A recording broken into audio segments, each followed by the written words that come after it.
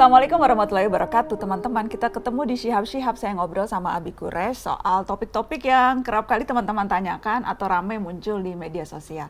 Nah yang belakangan ramai ini juga soal sesajen, Abiku.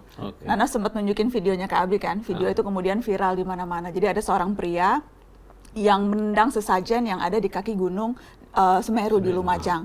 Pada saat sebelum ditendang ya bilang inilah yang membuat azab Allah akan turun, ini yang membuat Allah akan murka, kurang lebih seperti itu. Kemudian Allahu Akbar dan ditendang sesajennya. Ini kemudian jadi ramai di mana-mana, menimbulkan pro kontra. Sebetulnya kita pernah membahas soal ini teman-teman, cuma Nana kok pengen nanya lagi sama Abi, mumpung konteksnya juga lagi sedang hangat saat ini. Jadi soal sesajen, Bi, bagaimana sih Islam, Al-Quran, apakah pernah berbicara soal itu?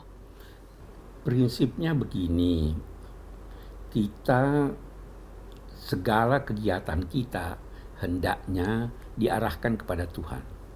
Bermohon, kita hendaknya bermohon kepada Tuhan. Kalau Anda bermohon kepada manusia, sebelum bermohon kepada manusia, bermohon dulu kepada Tuhan, agar Tuhan memberikan kepada manusia ini kemampuan untuk memenuhi permintaan Anda. Nah, apa yang dipersembahkan kepada sesuatu itu bisa bermacam-macam motifnya. Bisa jadi saya mempersembahkan sesuatu, katakanlah ke laut, supaya ikan bisa makan. Saya berikan ke hutan supaya kera bisa makan. Itu sesuatu yang baik-baik saja. Saya tidak kaitkan dengan bahwa kera bisa memenuhi keinginan saya. Ada lagi, kita menyerahkan sesuatu yang kita namai sesaji atau sesajen itu dengan keyakinan bahwa inilah yang membantu saya mencapai. Potong kepala kerbau supaya tidak diganggu jin dalam pembangunan. Itu tidak. Tapi kalau Anda menyembelih kerbau, menyembelih sapi untuk Anda sedekahkan dan makan bersama, tidak ada masalah. Nah, tetapi kita anggaplah bahwa sesaji yang diberikan di kaki Gunung Semeru itu memang bermaksud untuk memohon bantuan suatu kekuatan selain kekuatan ilahi.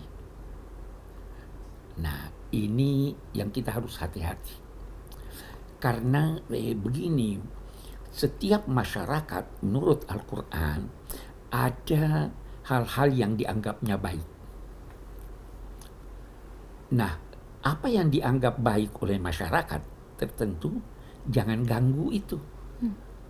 Itu ada ayat di surat Al-An'am, dia katakan begini, وَلَا تَسُبُّوا الَّذِينَ يَدْعُونَ مِن دُونِ اللَّهِ فَيَسُبُّوا اللَّهَ عَدْوًا بِغَيْرِ عِلْمٍ كَذَلِكَ زَيَّنَّا لِكُلِّ أُمَّةٍ عَمَلًا. Jangan memaki sembahan-sembahan orang-orang yang menyembah selain Allah. Maki aja tidak boleh, apalagi nendang. Nah, memang begitulah Allah menjadikan manusia mencintai sesuatu, menganggap baik sesuatu. Tidak apa-apa.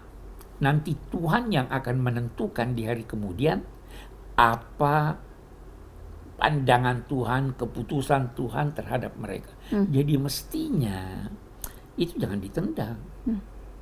Karena seperti kita ketahui teman-teman, suku Tengger yang memang berada di sekitar kaki Gunung Semeru, salah satu adat istiadat mereka itu menaruh sesajen. Nah, itulah dia artinya kita hormatilah itu.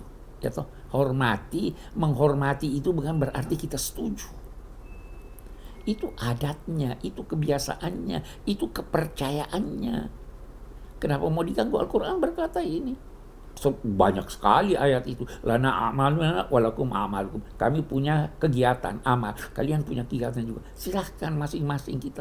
Karena kalau tidak, kita mengundang orang juga memperlakukan apa yang kita percaya, apa yang kita lakukan itu sebagaimana perlakuan kita terhadap dia.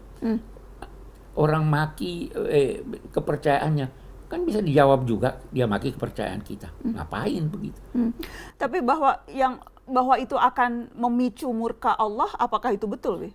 Dari mana kita tahu? Karena kan si orang ini dengan gagahnya bilang ditendang, inilah yang akan memicu azab dan murka Allah. Kalau dalam konteks itu, kita katakan Allah kan mengizinkan. Tidak akan terjadi sesuatu tanpa izin Allah. Allah memberi kebebasan manusia untuk percaya atau tidak percaya, untuk beribadah atau tidak beribadah. Kalau kita baca ayatnya tadi, putusannya nanti di hari kemudian, siksaannya nanti di hari kemudian. Jadi pada prinsipnya, apakah semua adat istiadat, apakah semua kebiasaan itu diperbolehkan oleh Islam, Abi? Tidak. Adat istiadat kebiasaan itu ada 3 dalam pandangan Islam. Ada 1 yang sesuai dengan nilai-nilai agama Islam. Itulah yang dinamai ma'ruf. Kita diperintahkan tegakkan ma'ruf. Apa yang kamu anggap baik di dalam masyarakatmu dan itu sejalan dengan tuntunan agama atau tidak bertentangan, tegakkan itu. Pakai peci hitam itu menurut Abi itu adat kebiasaan bangsa kita. Itu lebih baik daripada pakai topi. Itu adat kebiasaan. Sejalan. Ada lagi yang jelas bertentangan. Islam yang bertentangan itu tidak direstuinya. Tapi ini tadi, kalau bertentangan itu kepercayaan orang, lakum dinukum waliya din. Ada lagi yang abu-abu. Yang abu-abu ini Islam berusaha untuk meluruskannya, memperbaikinya. Dulu Wali Songo itu melakukan itu. Sekian banyak adat istiadat, dia dalam 2 tanda petik dia Islamkan sehingga berjalan sesuai itu. Nah, jadi itu adat. Seperti acara siraman. Ya, itu bisa diislamkan. Kita mandi sambil berkata memang Islam menganjurkan untuk melakukan kegiatan-kegiatan yang baik. Itu apalagi di depan orang banyak dengan bersih-bersih. Sebelum Jumat mandi. Ya kan? Jadi jangan terlalu kaku. Di setiap daerah ada adatnya, ada kebiasaannya. Dan kembali lagi, setiap amal itu sesuai dengan niatnya.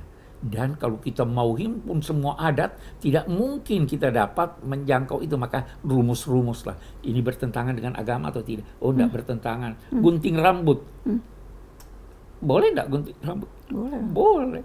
Ya, orang haji pun habis selesai gunting rambut, ada lambang-lambangnya. Jadi itu adat kebiasaan. Bi, ada juga kemudian yang mempertanyakan dan berusaha menyamakan aksi di Lumajang itu seperti apa yang dilakukan oleh Nabi Ibrahim waktu itu, Bi, menghancurkan patung-patung. Ini salah paham. Setiap agama, setiap nabi membawa 2 macam ajaran. Ada prinsip-prinsip dasar. Prinsip-prinsip dasar dari semua nabi ini sama. Ketuhanan, percaya ada wahyu, percaya ada hari kemudian, percaya ada kitab suci. Kemudian ada lagi hukum-hukum syariat. Itu beda-beda. Nah, Nabi Ibrahim bawa keesaan Tuhan. Nabi-nabi sebelumnya semua dipercaya. Tapi ada syariatnya yang tidak sesuai dengan kita. Dia menghancurkan berhala-berhala itu tidak harus diteladani, tidak perlu diteladani. Itu ajaran yang sesuai dengan ajaran Nabi Ibrahim. Nabi Muhammad tidak menghancurkan berhala-berhala. Buktinya apa? Sahabat-sahabat beliau yang faham agama ketika ke Mesir, ketika ke Irak, ketika ke Syria, itu menemukan berhala-berhala, mereka tidak hancurkan. Tapi kan Nabi Muhammad juga sempat menghancurkan berhala ketika masuk Bagus. di Mekah, Bi. Bagus, itu bagaimana? Bagus. Mekah itu punya status khusus. Mekah itu adalah tanah suci yang oleh Allah dan Rasulnya dinyatakan tidak boleh dihuni kecuali orang yang beragama Islam. Sekarang kita mau analogikan. Sekarang ini dikenal visa. Visa itu kebijakan negara dalam konteks menjaga keamanannya dan menampakkan keindahannya, ya kan?